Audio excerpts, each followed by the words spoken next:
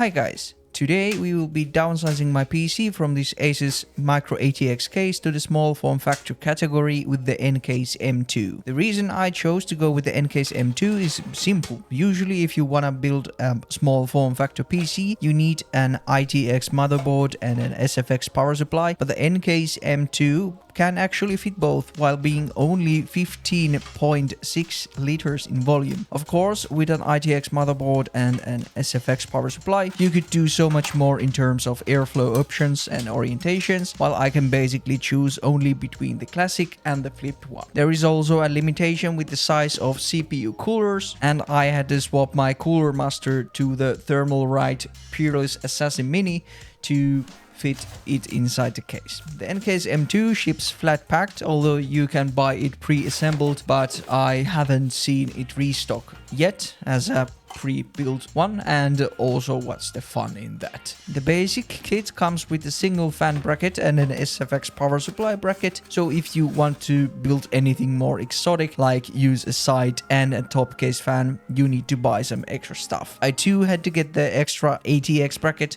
for my build, which was like $20 extra. If you are going with the classic orientation, it's probably best if you purchase also the angled feet, which offer a 1 centimeter more clearance for a bit better airflow to the GPU. I didn't know that while ordering, but you do now. Building into NCASE M2 is pretty straightforward, but keep in mind that the instruction manual on the website is very lackluster. I followed mainly their YouTube video about the flatpack assembly, but it also was at times a bit misleading. It will give you the general idea about it, so it can be helpful, but don't get too hung up on details when you try to follow it. For my build, I needed to swap the CPU cooler from my trusty Cooler Master Hyper 212, but I chose to go with the Thermalright Peerless Assassin Mini in black, and installing it was actually really easy. When you have your power supply and motherboard installed, it is pretty much time to seat the GPU onto the motherboard. Installing the back piece is also convenient to do at the same time, since it kinda secures the GPU in place. Then you just screw the back part in and it is starting to look like a real PC. Now all it was left was to do some cabling and close the case up.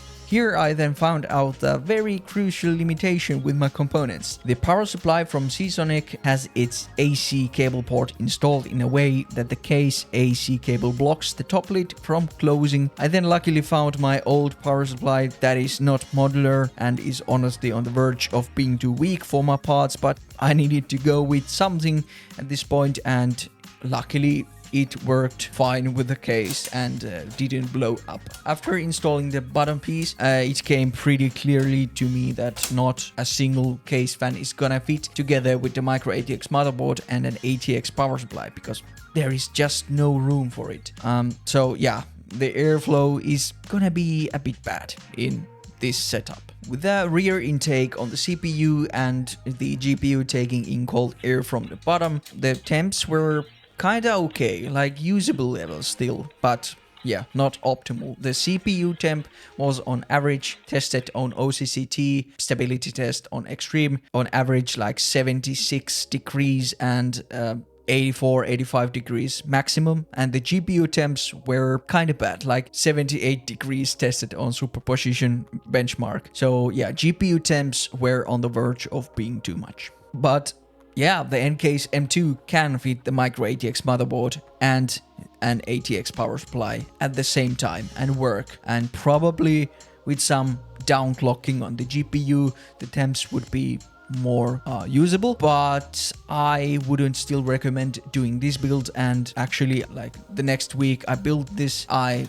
got an SFX power supply and installed it, and with that I could actually fit one case fan and had so much more room inside the case for better airflow. A nice plus is also that the SFX power supply cables are a lot shorter, so there is no need for extra amounts of cable management in the case. There is also room for a second case fan if I ever order the extra fan bracket, but it has not been restocking yet.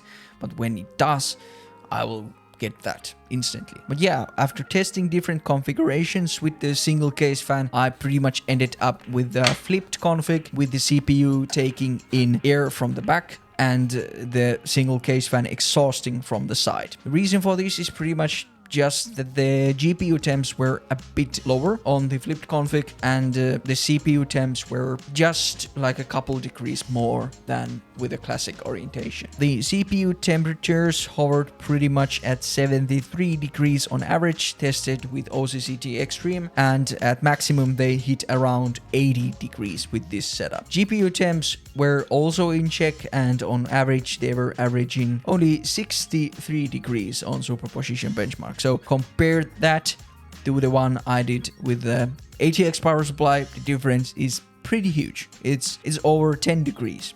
So yeah, go with the SFX power supply is my take on this. But yeah, this is my build. I'm very happy with it. Compared to the Asus Prime AP201 case that I had, this thing is very tiny and I think it looks very sleek on my setup. Let me know in the comments if you have done or ever plan on doing something similar, and see you on the next video. Goodbye.